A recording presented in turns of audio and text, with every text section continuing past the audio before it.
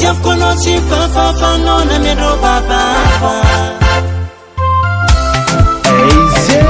NG Media Group.